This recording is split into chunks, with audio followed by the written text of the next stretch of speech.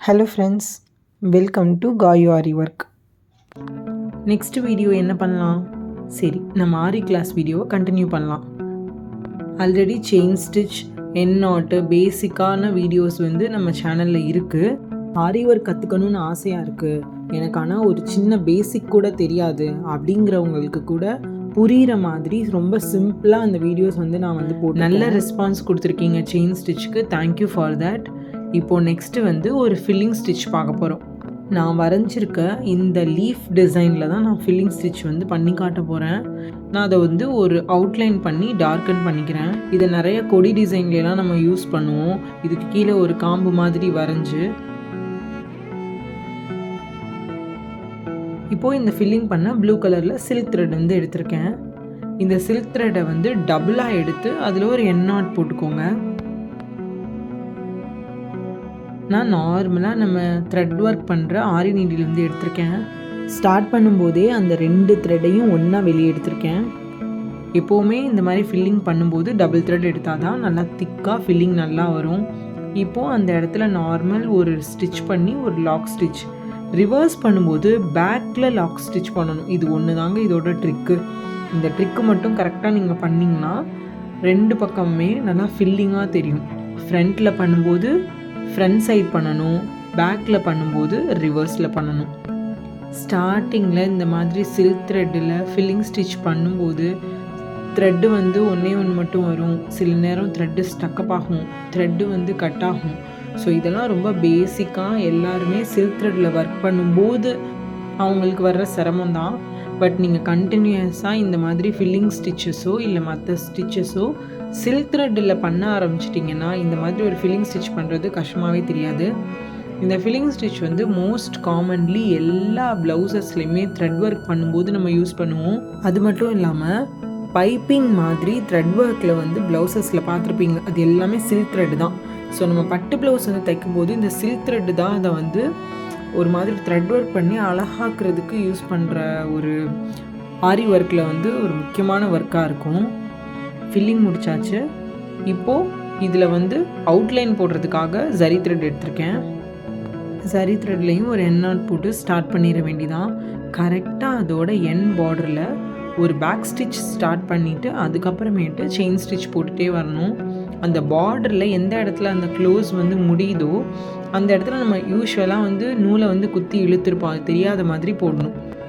இந்த chain stitch continue பண்ணும்போது இந்த கார்னரில் மட்டும் நல்லா கவனிக்க வேண்டியது என்னென்னா, கூரா தெரிகிறதுக்கு ஒரு எக்ஸ்ட்ரா செயின் போட்டுட்டு திரும்ப ரிவர்ஸ் பண்ணணும்.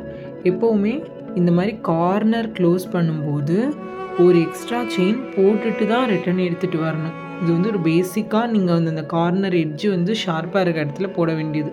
இப்போ இதை முடித்து ஒரு என் நாட் போட்டுட்டேன். இதுதான் அந்த ஃபில்லிங் லீஃப். இந்த மாதிரியான லீஃப் ஒர்க்லாம் இப்படி தான் பண்ணணும்.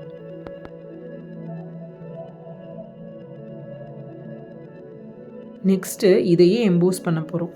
இதுக்கு பேர் பைப்பிங் த்ரெட். இந்த பைப்பிங் த்ரெட்டை கொஞ்சோண்டு பிச்சு அது பக்கத்தில் வச்சுருக்கேன். இப்போது நார்மல் நம்ம ஸ்டிச்சிங் த்ரெட் இருக்கும்ல, அதை நார்மல் ஆரி ஒர்க்கு நம்ம பண்ணுற மாதிரியே இந்த பைப்பிங் த்ரெட் மேலே எவ்வளோ ஸ்டிச் போட்டு அதை ஃபிக்ஸ் பண்ண முடியுமோ அந்த இடத்துல ஃபிக்ஸ் பண்ணிக்கோங்க. சில பேர் கம் வச்சு ஒட்டிட்டு பண்ணுவீங்க. That is also fine. ஆனால் நம்ம கண்டினியூஸாக ஒர்க் பண்ணிகிட்டே இருக்கும்போது அந்த கம் காயிற வரைக்கும் டைம் கொடுக்க முடியாது. ஸோ அந்த சமயத்தில் நீங்கள் நார்மலாக ஜிக்ஸாக் ஸ்டிச்சு நான் ஆல்ரெடி இந்த சேனலில் போட்டிருக்கேன். அது மாதிரி ஜிக்ஸாக் ஸ்டிச் பண்ணிவிட்டு அதில் ஒரு என் நாட் போட்டு கவர் பண்ணிட்டோன்னா அதுக்கப்புறம் அது மேலே நம்ம ஃபில்லிங் பண்ணலாம். நீங்கள் இந்த கார்னரில் த்ரெட் தெரிகிற இடத்துல நிறையா ஸ்டிச் க்ராஸாக போட்டு நாட் பண்ணிக்கோங்க. இப்போ இது ஒரு திக்காக ஒரு லேயர் ஆகிடும் கீழே. இப்போ இதுக்கு மேலே நீங்கள் ஃபில்லிங் பண்ணும்போது எம்போஸ்டாக தெரியும். இப்படி தான் நம்ம எம்போஸ்டு ஃபில்லிங் ஸ்டிச்சஸ்லாம் பண்ணணும். இப்போது இது மேலே ஒரு லீஃப் மாதிரி வரைஞ்சிக்கிறேன். ஸோ நம்ம எந்த இடத்துல ஃபில் பண்ண போகிறோங்கிற பார்டர் லைன் மாதிரி.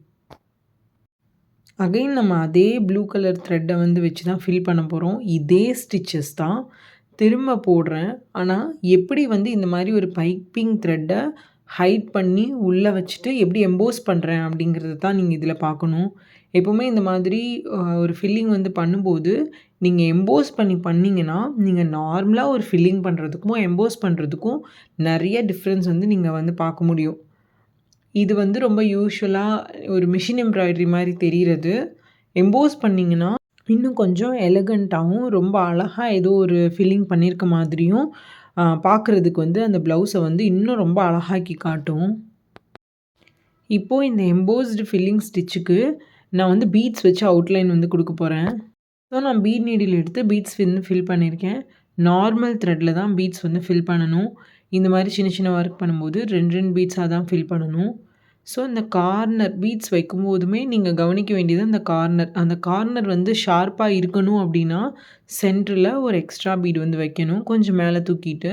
ஸோ நெக்ஸ்ட் பீட் வந்து பண்ணும்போது அந்த பீட்க்கு கீழே ஒரு செயின் வந்து பேக்கில் லாக் பண்ணிவிட்டு ரிட்டன் எடுத்துகிட்டு வரணும்.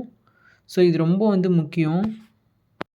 இப்போது அந்த கார்னர் நல்லா அழகாக வந்துருச்சு. ஸோ மற்ற பீட்ஸும் வச்சு நான் ஃபில் பண்ண போகிறேன்.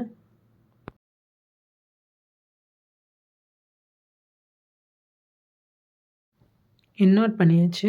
இதுதான் அந்த எம்போஸ்டு ஃபில்லிங் ஸ்டிச். இது நீங்கள் பார்க்கும்போதே தெரியும் நார்மல் ஃபில்லிங் எப்படி இருக்குது, எம்போஸ்டு ஃபில்லிங் எப்படி இருக்குன்னு.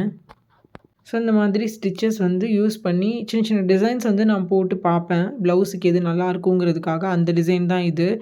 இந்த மாதிரி ஒரு ஃபில்லிங் ஸ்டிச் நீங்கள் பண்ணிங்கன்னா வெறும் பீட் ஒர்க் வச்சுட்டு சின்ன சின்ன டிசைன்ஸ் எல்லாம் எப்படி க்ரியேட் பண்ணலாம் அப்படின்னு நீங்களாகவே இந்த மாதிரிலாம் ஒர்க் பண்ண ஆரம்பிக்கலாம்.